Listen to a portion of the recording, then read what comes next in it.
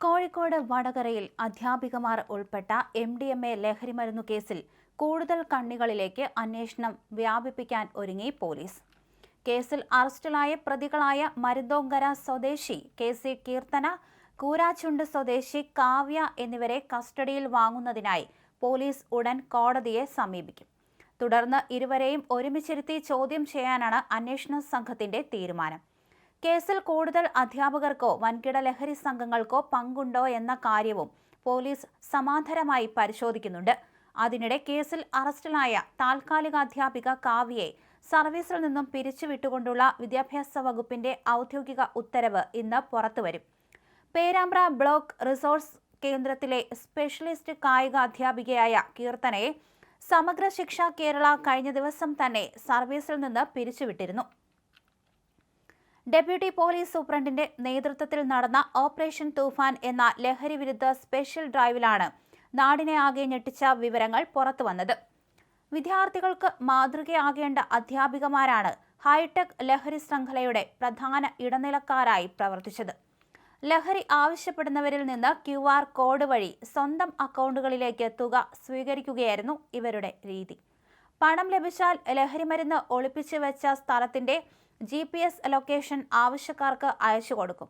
ഈ സ്ഥലത്തെത്തുമ്പോൾ സംഘത്തിലെ മറ്റൊരാൾ ലഹരി കൈമാറുന്നതായിരുന്നു രീതി.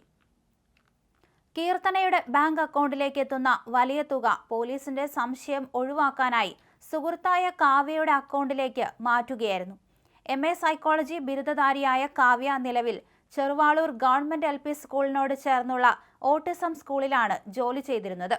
2 വർഷം മുൻപ് അപകടത്തിൽ പരിക്കേറ്റ കാവ്യയുടെ ചികിത്സയ്ക്കായി മറ്റ് അധ്യാപകർ പിരിവെടുത്ത് പണം നൽകിയിരുന്നു. എന്നാൽ അടുത്തിടെ കാവ്യ പുതിയ ആഡംബര കാർ വാങ്ങിയത് സഹപ്രവർത്തകരിൽ സംശയം ഉണ്ടാക്കിയിരുന്നു. വിദേശത്തുള്ള സഹോദരന്റെ വാഹനമാണിതെന്നായിരുന്നു കാവ്യ നൽകിയ വിശദീകരണം. 2 ആഴ്ച മുൻപ് വടകര പോലീസ് 2 ഗ്രാം MDMAയുമായി സഫ്വാൻ, റിസ്വാൻ എന്നിവരെ പിടികൂടിയതാണ് കേസിൽ നിർണായക വഴിത്തിരിവായത്.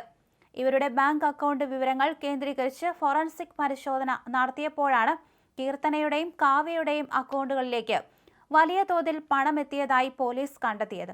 തുടർന്ന് ജൂലൈ 11-നാണ് കീർത്തന പിടിയിലാകുന്നത്. കീർത്തനയെ ചോദ്യം ചെയ്തതോടെയാണ് കാവ്യയുടെ പങ്കും പുറത്തുവരുന്നത്. പരിശീലനങ്ങളും ബോധവൽക്കരണ ശില്പശാലകളും നയിക്കേണ്ട BRC അധ്യാപികമാർ തന്നെ ലഹരി മാഫിയയുടെ പ്രധാന പങ്കാളികളായത് വിദ്യാഭ്യാസ മേഖലയ്ക്ക് കടുത്ത നാണക്കേടായിട്ടുണ്ട്. അധ്യാപികമാരുടെ അക്കൗണ്ടുകളിലേക്ക് പണം അയച്ചു കൊടുത്തവരെയും ലഹരി നേരിട്ട് കൈമാറിയിരുന്ന ഏജന്റുമാരെയും കണ്ടെത്താൻ പ്രതികളെ ചോദ്യം ചെയ്യുന്നതോടെ സാധിക്കുമെന്നാണ് അന്വേഷണ സംഘത്തിന്റെ നിഗമനം. എന്തായാലും ഇതോടെ കൂടുതൽ വിവരങ്ങളാണ് പുറത്തു വരുന്നത്.